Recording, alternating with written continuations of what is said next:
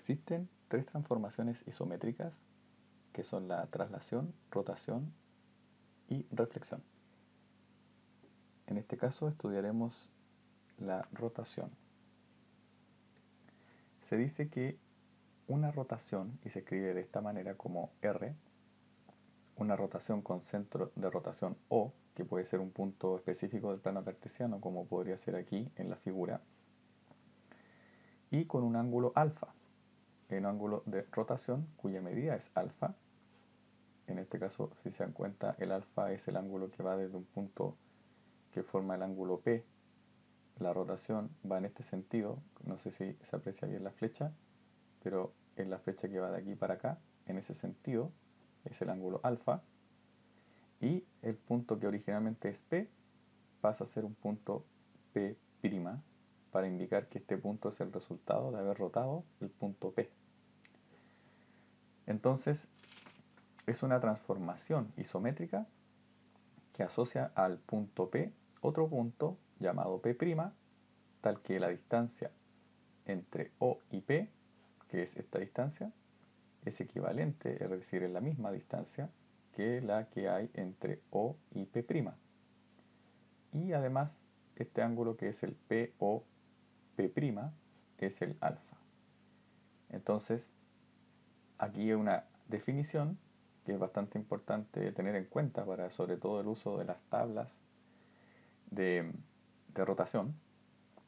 Se dice que una rotación tiene un sentido positivo o antihorario cuando el alfa es mayor que 0, es decir, como se ve aquí en la figura, si el sentido de rotación es así, se dice que es antihorario o sentido positivo. Y va a ser un sentido negativo o de horario o sentido horario cuando el alfa sea negativo, es decir, si se gira hacia este lado.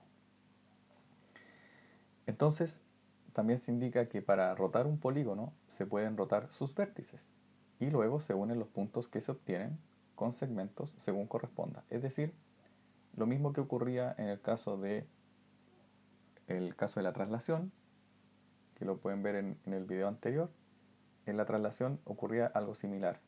Uno lograba trasladar los puntos que conforman el triángulo y luego en la nueva figura, trasladada los puntos, se unían nuevamente los segmentos y así se crea la figura completa trasladada o rotada, como en este caso.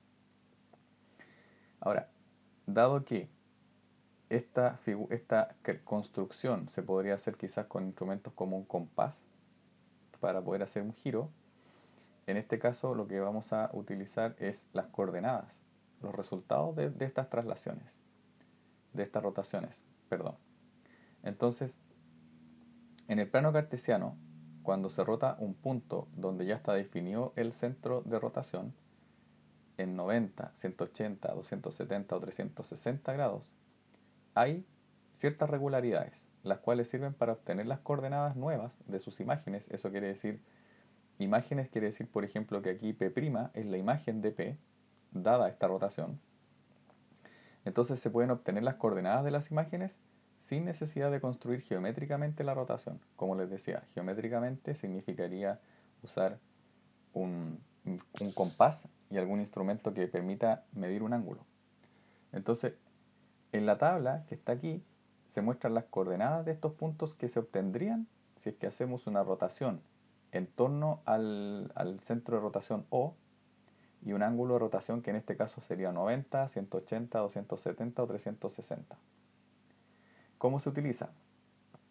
Si por ejemplo un elemento tiene coordenadas x, y originalmente, supongamos que fuera ese, y se quiere trasladar, rotar con un ángulo de 90 grados, las nuevas coordenadas, y vamos a decir aquí que en realidad esto no significa que estamos cambiando el x por la y, sino que en el fondo está ocurriendo lo siguiente. Estas coordenadas van a ser el x',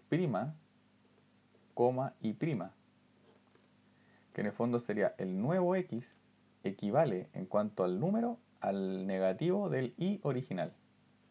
Y el nuevo y, que le llamamos y', equivaldría entonces a lo que antes valía el x de la expresión. Así es como se utilizaría entonces esta tabla. Veamos un ejemplo. Aquí dice que si tuviéramos el punto 3,1, que son las primeras coordenadas de acá, el 3,1 son las coordenadas originales del punto.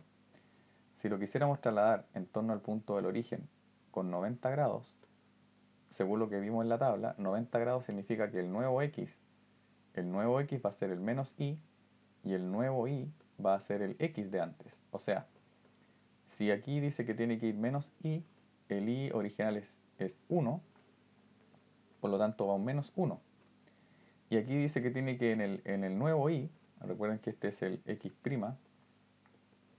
y', en el nuevo y va el x de antes. El x era 3, por lo tanto aquí va un 3.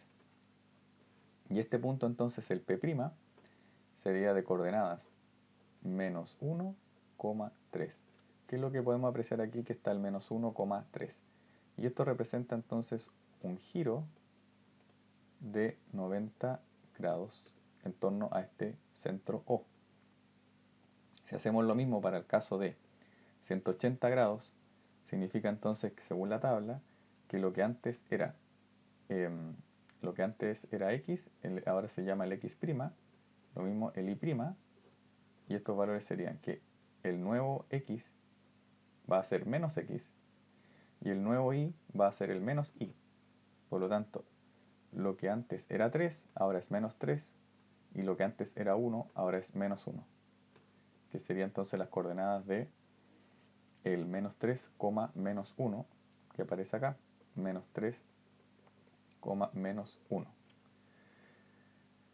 Si se dan cuenta, son las coordenadas del punto, sería menos 3, menos 1 es el punto P segunda, que sería equivalente a una rotación de 180 grados. Y lo mismo ocurre para el caso del 270 y del 360, donde se vuelve al punto original, por lo tanto el punto en el 360 vuelve a ser el 3,1. Y en caso que se indicara, por ejemplo, una rotación en 90 grados, pero en sentido horario, les estarían diciendo esto, les estarían diciendo 90 grados, pero en sentido horario. Por lo tanto, sería lo mismo que un menos 90 grados. Si les dicen esto y tienen que utilizar esta tabla, ustedes tendrían que calcular el valor que le corresponde a eso, que en este caso sería equivalente a, para llegar a este punto, para la tabla que están usando tendrían que hacer la vuelta para el 270 grados. Eso quiere decir que menos 90 es lo mismo que 270 para la forma en que estamos entendiendo los grados de rotación.